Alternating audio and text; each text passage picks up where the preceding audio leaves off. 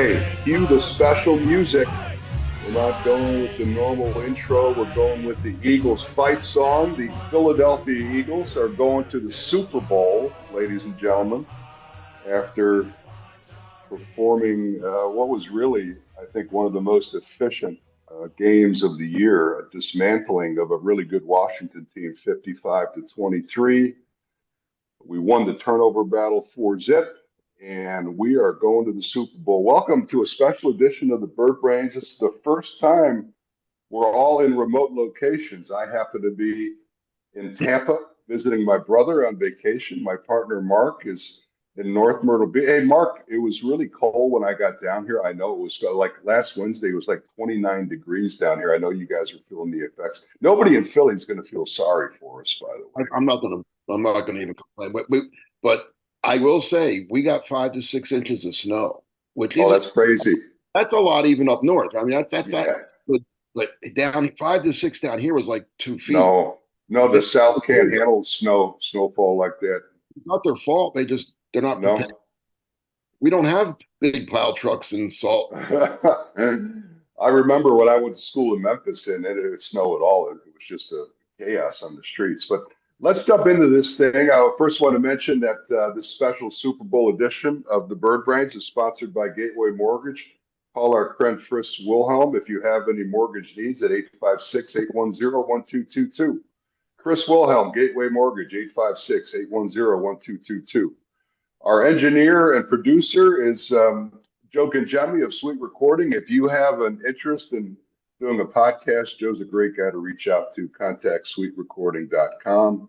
Joe will take care of you. And our JerseyMan event in February is going to be on the 18th in Maple Shade, New Jersey. If you want to attend that event, there'll be a couple hundred of our closest friends there. Great way to network your business. Contact me, Ken at JerseyManMagazine.com. Okay, Mark, as you know, I was a backup tight end on the 1980 team, and I remember the Wilbert Montgomery touchdown, and this is exactly what it reminded me of, right? The Washington Commanders start out with an 18-play drive, and interestingly, after going for it on fourth down a few times, Dan Quinn, who is a great candidate for Coach of the Year, in my opinion, settles for a field goal and after an 18-play drive, they're up 3-0. The Eagles score in their first play, and they're up 73. They're down in possessions 18-1, and we're up 7-3, which is an That was a interesting. good. I'm not sure I've ever seen anything like that before. That was Talk, talk me, talk me through that Barkley run, and you were shaking your head. Did it remind you of the Wilbert run too? I'm not quite as old as you can. I understand. There's no need to bring that I up was in college now. and I mean, I've heard enough about it. I've written about it. I've talked about it, but I didn't see it. I don't remember seeing the real. I Well, mean, you saw it on TV. oh, a million times, yeah. But Yeah, and you're a local Philly guy, so there had to be yeah. some I of mean, it. but yeah, I could see the analogy. That's not what Yeah, hit me. What hit me was this game's over. I'm serious. I thought watching, and I'm sitting with a couple of friends. We all went out, and this one young guy. He's only like 22 or so, but he's an Eagles fan. I'm not. I finally found out why he's an Eagles fan, but um, he was a big Mike Vick fan, and when Vick went to the Eagles, he became an Eagle fan, and now he's but he's a nice young man. I'm walking with him and a couple other guys who weren't or just football fans, but watching is moving the ball, picking up like you said 2 4th downs along the way, yeah. and then I wasn't against him kicking the field goal, but I wasn't either. I was surprised because he had gone Yeah, for it on me it. too. Maybe he figured he went to the well enough. Let's just get points, but they go, like you said, they 18 plays. They hold the ball for 8 minutes, 7:58, whatever it was. Hmm. They come away with three. The Eagles have one play, 18 seconds, and they're up 7-3. I turned to him. I said, "You got nothing to worry about at this game." I said, "This game's over. This is." And I mean, Washington toyed. They hung around a little bit, It but did. like whenever the Eagles wanted to do something, they did it. And you hit it right on the head with the note. This is 3 playoff games now. No turnovers.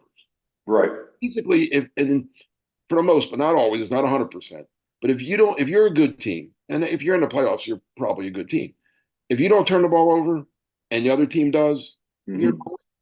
that's what they. Especially four zip, But four it's, I think it's turnovers. expensive now for the 3 playoff games. And you got to give, Jalen Hurts some credit for that. I think he's being very efficient with the football. He's not taking I think he risks. was more than efficient. I thought he was Yeah, good.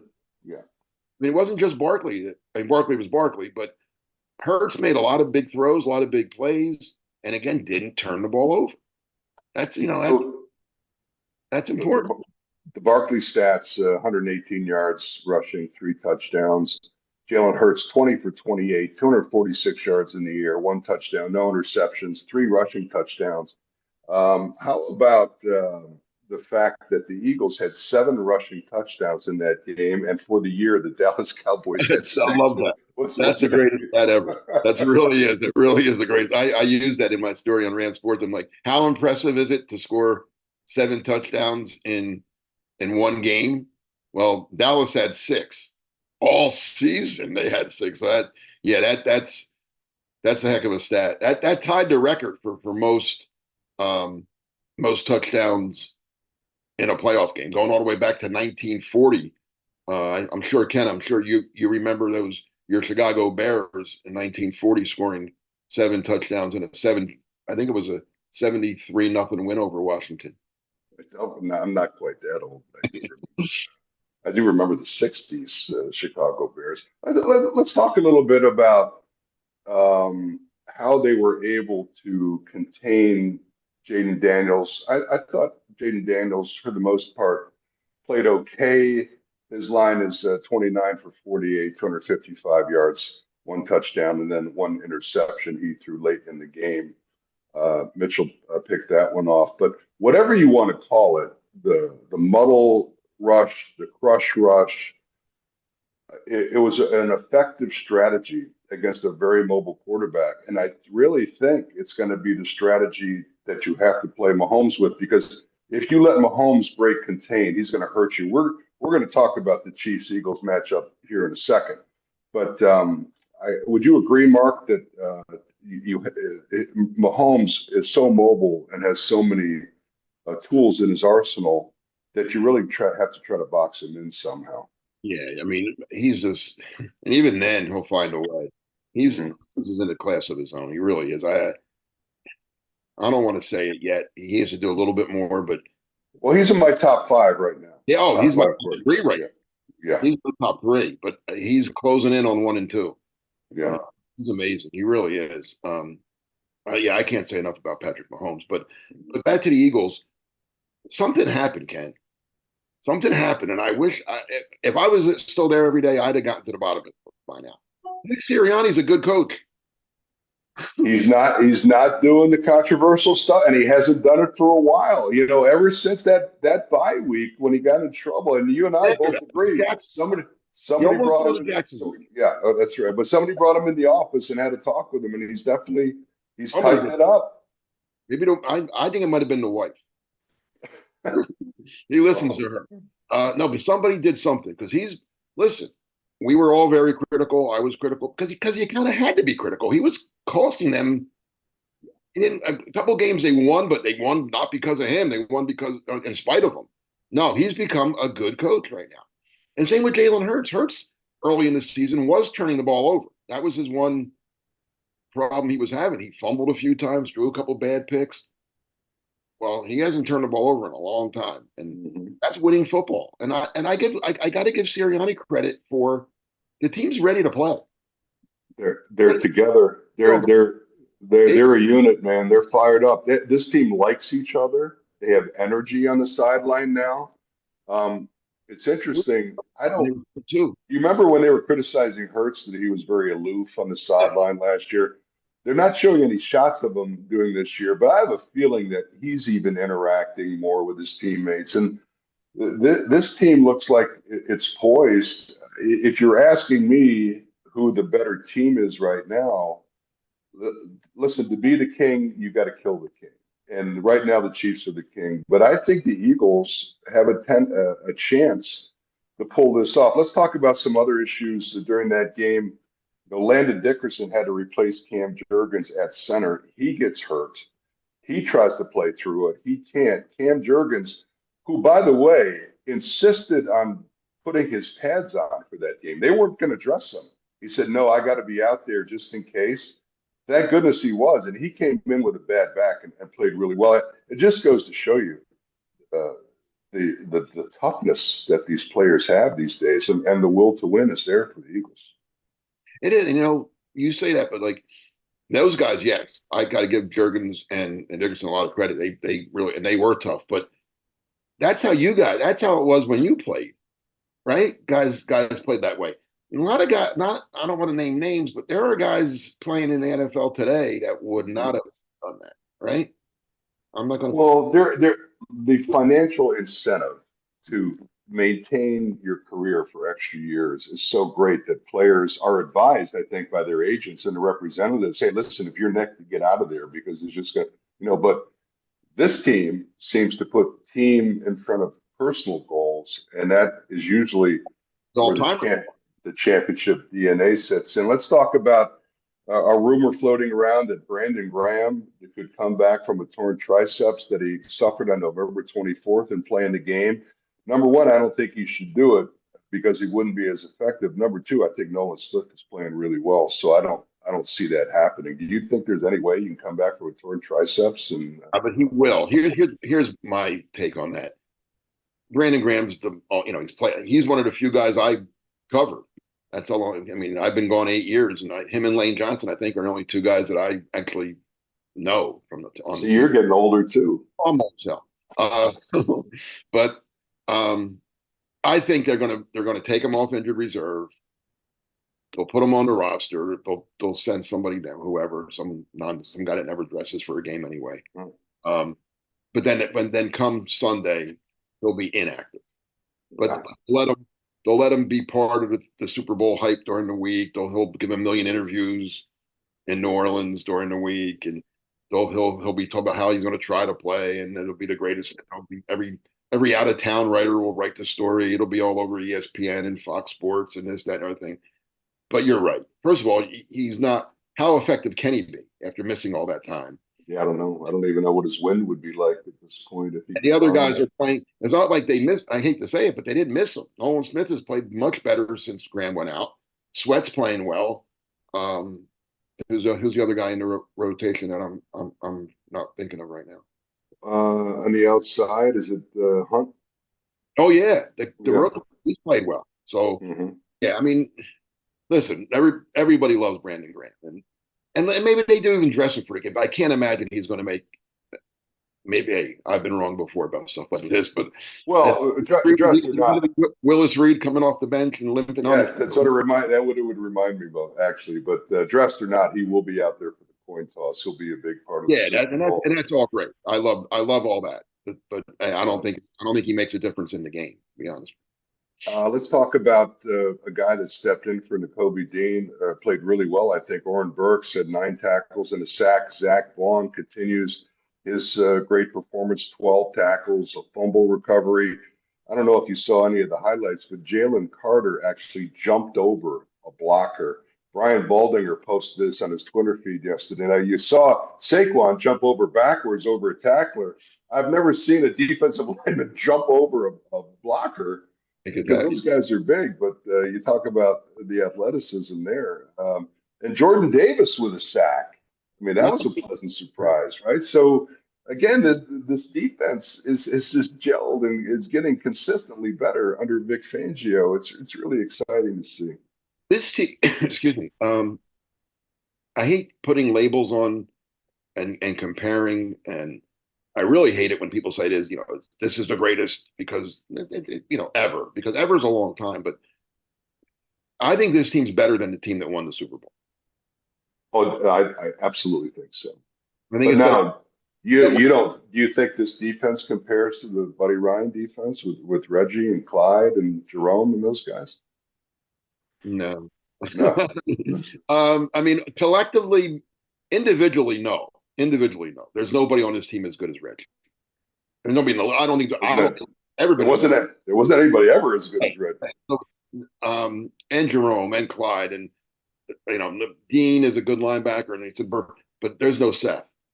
There's no Eric Allen.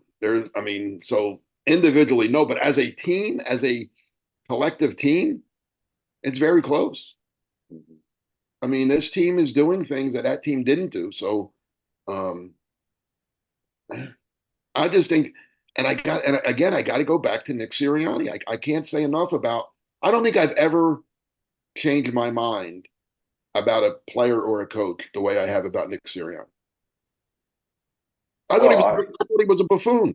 but Mark, he was coaching and acting in an odd manner, and the criticism was justified. As journalists, we got to call it like we see it, right? And if people can see through that. If you're just a homer and you're gonna, well, Nick Sirianni, he's just, he's emotional.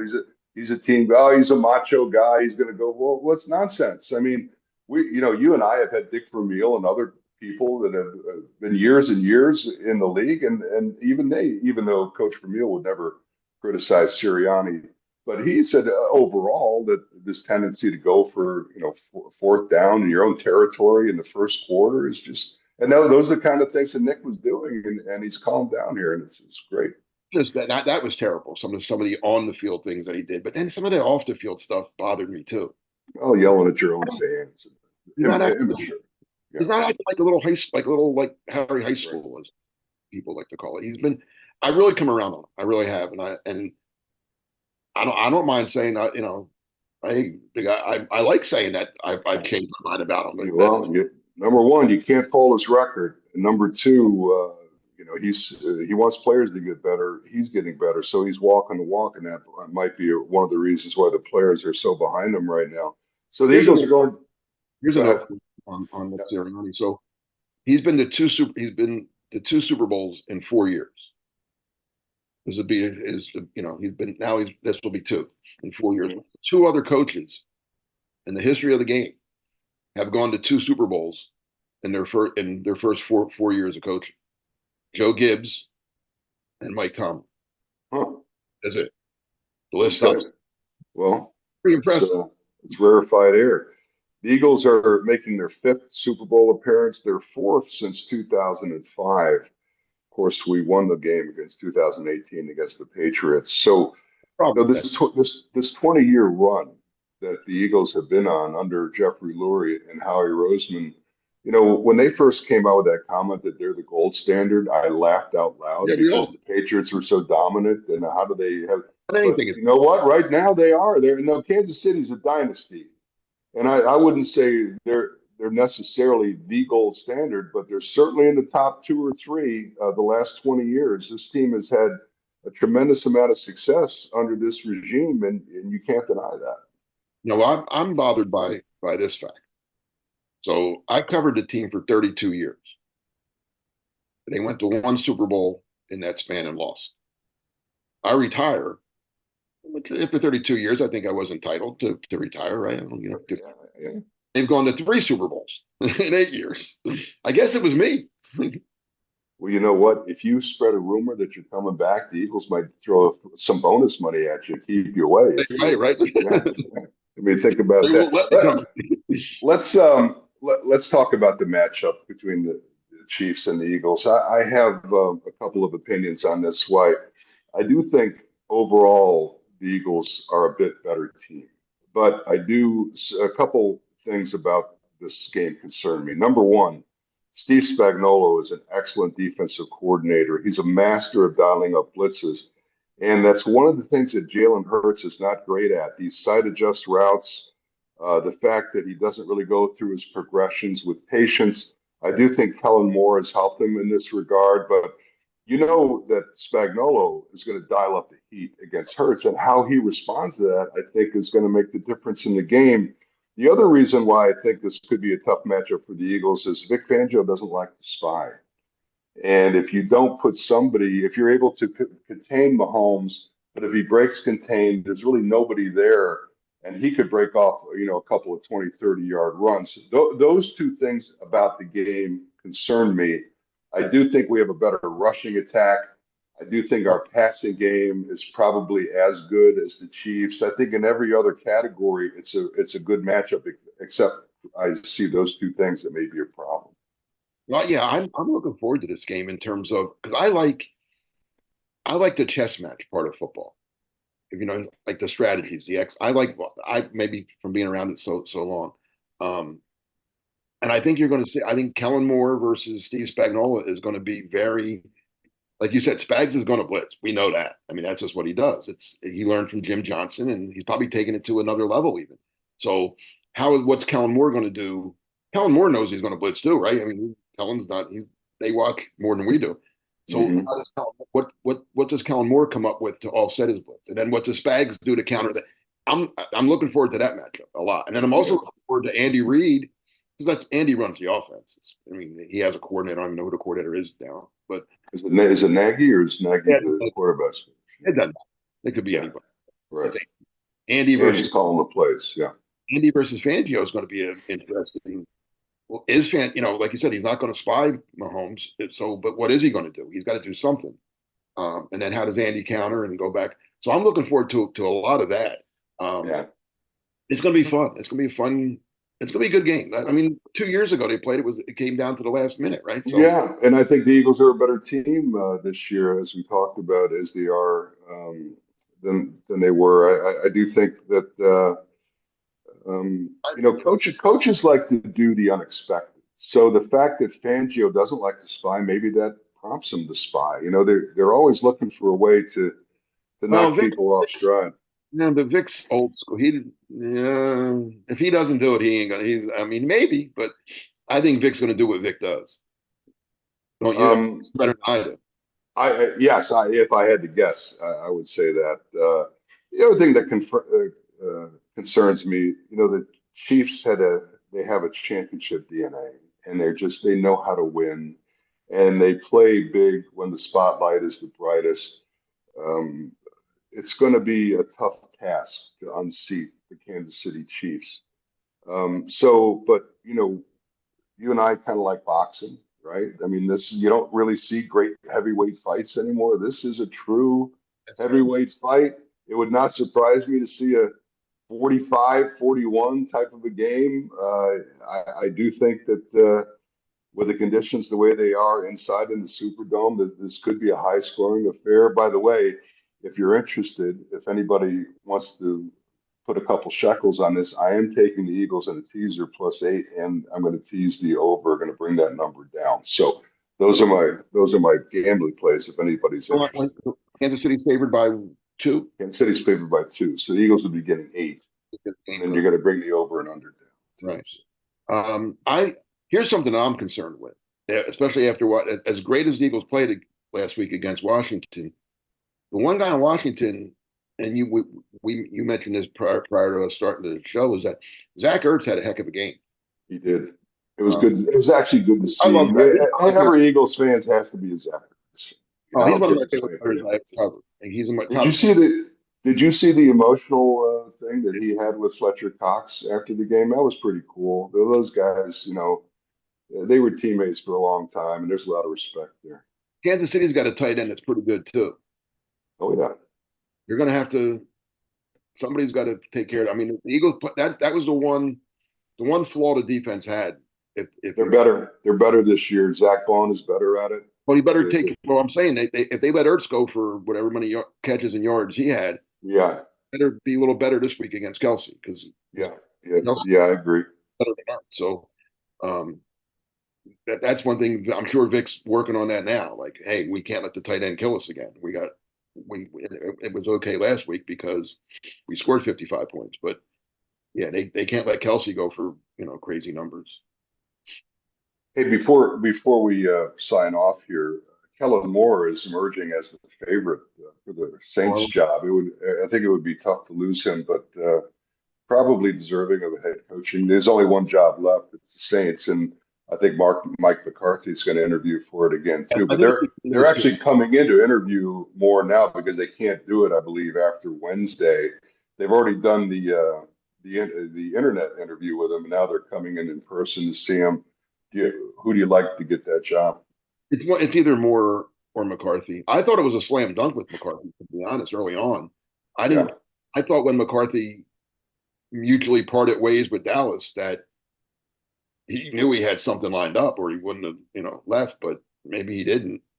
Um, McCarthy actually, he started in New Orleans. That was his first job, as an assistant coach in New Orleans. So he has Oh, history. I didn't know that. So he's got some roots there. Yeah. He has history there. Um, I mean, Kellen, either one. I mean, it'd be like you said, Kellen. He probably deserves a shot. He hasn't had. He's never been a head coach, so that's up to the Saints. Do you want to go with the Yeah. unknown younger guy that's worked his way up, or do you want to go with the guy that's been to other places and has had success? McCarthy's had success. Obviously, in Green Bay, he won a Super Bowl, and in Dallas, he won a lot of games. He didn't do well in the playoffs, but he. Why didn't he get more play for the Dallas job? Who went to Schottenheimer? Why do you think they went in I, that direction? I don't know that because Dallas is Jerry's nuts. Well, that's good. I want him to keep making the moves Now, that he's listen, doing. we don't know. Everybody's killing him for the Schottenheimer hire. Maybe Schottenheimer. We don't know. Maybe, and You never know. Hey, listen, I was against the Doug Peterson hire. I was wrong. those Okay, people. Nick Sirianni, I wasn't crazy about it. I I didn't was really. wrong. I was Yeah, wrong. So, you never know. I do want to mention before we sign off the passing of Jim Solano, who was Uh, Dick Vermeil's agent. He was Harold Carmichael's agent. How highly Harold Carmichael thought of Jim Solano when it came time for Harold to be inducted in the Hall of Fame. He chose Jim Solano to make the introduction speech, and I know. they were very close. Jim, I've known Jim for a long, long time. He's the president of the Otto Davis Foundation. He's raised literally millions of dollars for trainers in the area, and it's a tough loss for the I Eagles didn't realize community. that. I didn't realize that you knew Jimmy that well. I knew. Yeah. I in my 32 years. I said I covered Jimmy 32 years. I think at least 30 of those years, or right around there. I had lunch with Jimmy every Thursday. Oh, is that right? He would come down, and we would sometimes a couple. It was always he and I, and sometimes another writer might come along or some other. But we would go different places. It was funny. That's right. Jimmy had a Rolls Royce. Jimmy drove a Rolls Royce. Oh, did he really? I didn't know And we would take the Rolls Royce to Wendy's that. just to see the look on Well, listen, I hope he paid. If he's driving a Rolls Royce, I hope he bought you a Oh, he always, cheeseburger. yeah. Well, 99 times out of 10, Jimmy picked up the bill. Yeah, but great All guy. right. Very Yeah. upset. Yeah, it's a tough loss. I saw him recently at, it was in November at the Otho Davis dinner, and obviously his sister Marie remains a friend. I texted her yesterday. So our condolences to the Eagles and the Solano family. We will be back for a post Super Bowl. We were not going to do anything next week, obviously, because there's a week off.